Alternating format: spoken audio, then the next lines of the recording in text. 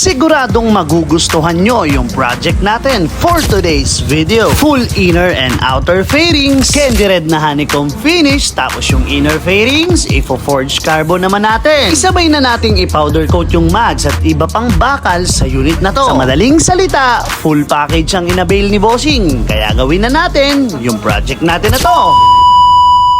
Heto nga pala yung itsura ng unit ni Bossing mga kadip para mas makatotohanan na may nangyari at nagbago nga talaga sa unit na to. Puno ng gasgas at kupas at marami ng gasgas yung unit ni Bossing. Simulan natin sa mga bakal na parts ni Bossing at eto, ini-strip to metal natin para mas quality at makakasigurado tayo mas tatagal talaga yung powder na ilalagay natin. Once kasi na hindi natin tinanggal yung lumang pintura tapos bumigay na siya dahil sa katagalan madadama yung una or bago nating nilagay na powder. Yun ang hindi natin pwedeng ikompromiso sa lahat. Kaya ilang taon muna bago natin sinimulan yung ganitong negosyo or i-add dito sa ating services. Literal na pinag-aralan muna natin ang ilang buwan. Dahil hindi porket trend makikigaya na rin tayo. Syempre nag-invest tayo ng proper tools. Syempre dapat pati yung knowledge. Nasa tama at tamang proseso. At ayun nga mga kadip, tapos na natin lutuin yung mga dapat lutuin sa unit na to. Kaya proceed tayo sa kaha. Since na-prep na to nila Boss Roland, Boss MJ, Boss Rodel,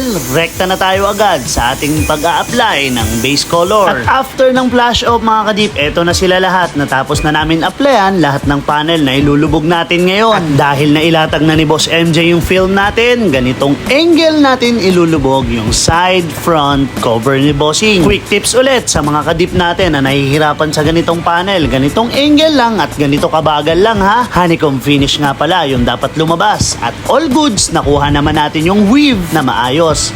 Hindi gaanong stretch at pantay-pantay. At para matapos na agad tayo mga kadip, hindi ko na ipapakita yung mga inner fairings na i-forged carbon natin. At eto, natapos na rin patuyuin nila Boss Roland. Pwede nyo rin gayahin yung ganitong base coat para mas madaling pantayin at napakakintab at napakatingkad ng kulay ng candy red.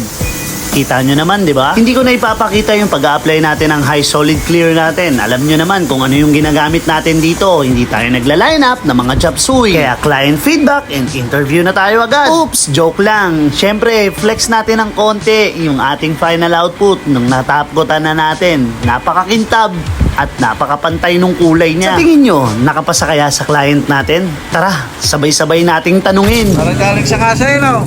Parang galing sa kasino. Parang galing sa kasino. Halos hindi makapaniwala si Boss Edmond nang makita niya ulit yung unit niya. Yung finish daw natin managaling kasa daw. Kaya nung makita niya, talagang nabigani siya ulit sa unit niya. Nakita niyo naman sa ngiti at reaksyon ni Bossing.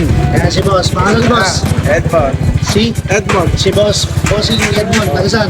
Taytay. Kay Rizal, Boss, tapos yung unit, pakain mo na natin. Kumusta Boss? Nakuha naman ba natin yung gusto mangyari? Sulit na sulit yun. Ulit naman, kung yung rate mo, 1 to 10. Sobra-sobra. Sobra. Paano sobra? Shoutout mo na lang yung mga tropa natin dyan. Kaya mga negosyo natin. Wala, hindi ako na. Hindi ako na. Boss, maraming salamat. Shoutout ka na bossing natin. Boss, salamat sa inyo. Ika nga ni Boss Edmond, sulit na sulit daw. At halos may speechless si Boss Edmond sa unit niya. Kung kayo tatanungin mga kadip, anong hatol at masasabi nyo sa unit ngayon ni Boss Edmond? I-comment nyo naman dito sa video natin na to para malaman din ni Boss Edmond kung ano pa yung mga pwedeng palitan or kulang sa unit niya. Muli, nakatapos na naman tayo ng solid na trabaho. Maraming salamat sa mga nanood at umabot sa dulo ng video na to. So paano? Kita-kits next vlog. To God be the glory.